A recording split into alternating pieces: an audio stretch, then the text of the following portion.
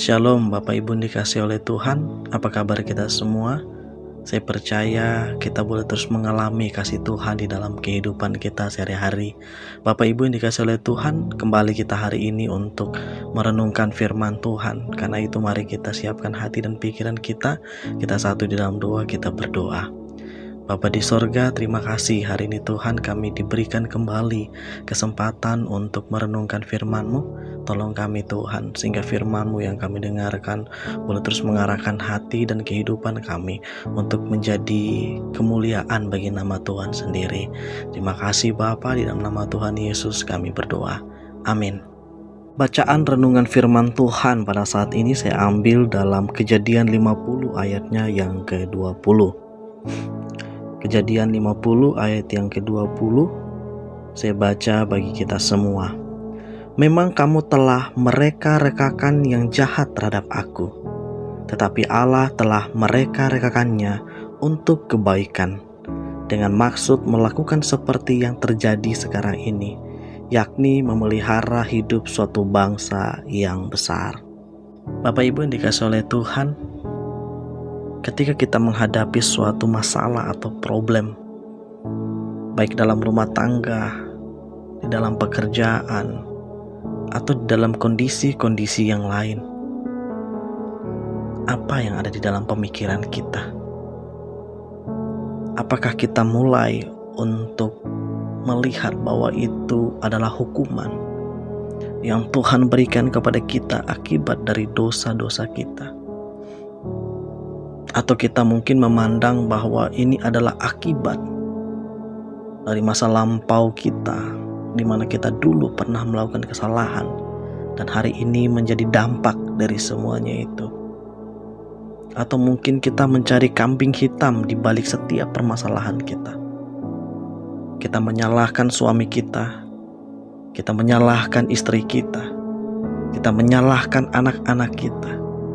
Bahkan mungkin kita menyalahkan orang lain, tetangga kita, bahkan iblis kita salahkan di dalam setiap problem kita. Atau mungkin ada di antara kita yang mencurigai Tuhan dan menyalahkan Tuhan dengan setiap permasalahan yang dialaminya. Bapak Ibu yang dikasih oleh Tuhan, kita mau belajar kepada salah seorang tokoh yang kita semua pasti kenal, yaitu Yusuf. Bagaimana dia memandang setiap permasalahan dalam hidupnya dari perspektif yang berbeda, yaitu dari perspektif Allah. Dan karena itu renungan pada hari ini saya beri tema memandang dari perspektif Allah. Bapak Ibu yang dikasih oleh Tuhan, tentu kita mengenal Yusuf, seorang yang sangat mengasihi Tuhan dan juga dikasihi oleh Tuhan. Bukan hanya itu, Yusuf adalah seorang yang dikasihi oleh ayahnya. Alkitab mencatat bahwa Yusuf lahir dari seorang Rahel, ibunya di masa tua ayahnya. Karena itu ayahnya sangat mengasihi dia. Tetapi saya secara pribadi melihat bahwa Yusuf bukan sekedar lahir di masa tuanya, tapi Yusuf lahir dari seorang Rahel yang merupakan istri kesayangan dari Yakub itu sendiri, ayah Yusuf. Sehingga Yusuf mendapat perhatian khusus dari ayahnya, kasih sayang khusus dari ayahnya dibandingkan dengan saudara-saudaranya yang lain. Tentu sebagai manusia biasa, saudara-saudaranya menjadi iri dan tidak menyukai Yusuf dengan segala yang dialaminya. Apalagi ditambah dengan mimpi-mimpi Yusuf yang sering disampaikan dan diceritakan kepada saudara-saudaranya, bahkan dengan ayahnya sendiri, bahwa dia kelak nanti akan menjadi seorang pemimpin. Dan itu sangat-sangat tidak disukai oleh saudara-saudaranya. Karena itu peristiwa hal yang tidak menyenangkan bagi Yusuf itu dimulai dari saat ini. Permasalahan yang dialami oleh Yusuf itu terjadi bertubi-tubi. Itu dimulai ketika Yusuf dilemparkan oleh saudaranya ke dalam sumur lalu melaporkan peristiwa bahwa Yusuf diterkam oleh binatang buas, sehingga Yakub yang merupakan ayah dari Yusuf berpikir bahwa Yusuf sudah tidak ada. Saudara-saudaranya kemudian menjualnya ke Mesir. Di Mesir, Yusuf diangkat menjadi seorang pelayan di rumah seorang Mesir yang bernama Potifar. Melihat kinerja Yusuf yang baik dan kepribadian Yusuf yang baik, Potifar mengangkatnya menjadi kepala pelayan. Tetapi masalah kembali datang kepadanya karena istri Potifar menyukai Yusuf. Hal ini menjadi permasalahan yang baru bagi Yusuf, karena Yusuf tentu sangat menghormati Potifar dan tidak mau mencintai istrinya. Dan ini berakibat Yusuf difitnah, lalu dimasukkan ke dalam penjara. Sudah jatuh, ketimpa tangga pula. Tapi itulah yang dialami oleh Yusuf. Di balik kesetiaannya, di balik ketulusannya, selalu banyak problem-problem yang menyakitinya. Mungkin Yusuf bisa berpikir, mana janji Tuhan yang terjadi di dalam mimpi-mimpi saya? Apakah itu benar-benar akan terjadi? Kita tidak pernah tahu apa yang dipikirkan oleh Yusuf. Tetapi yang terjadi saat itu adalah Yusuf harus masuk ke dalam penjara tanpa bersalah.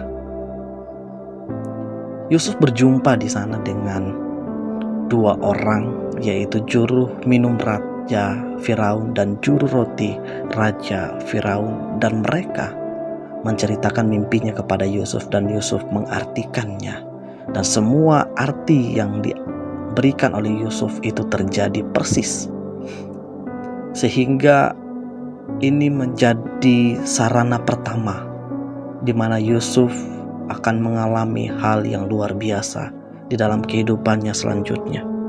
Akhirnya Yusuf mengalami suatu perubahan kehidupan yang luar biasa ketika Yusuf mengartikan mimpi Firaun, di mana melalui juru minum raja Yusuf berjumpa dengan Firaun dan mengartikan semua mimpi-mimpi Firaun, dan semua yang diartikan terjadi persis.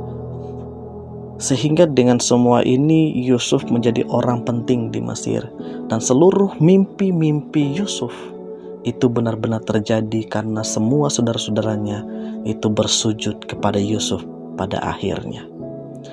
Namun peristiwa yang terus terjadi, waktu terus berlalu, akhirnya Yakub ayah Yusuf meninggal dunia ketika mereka berada di tanah Goshen.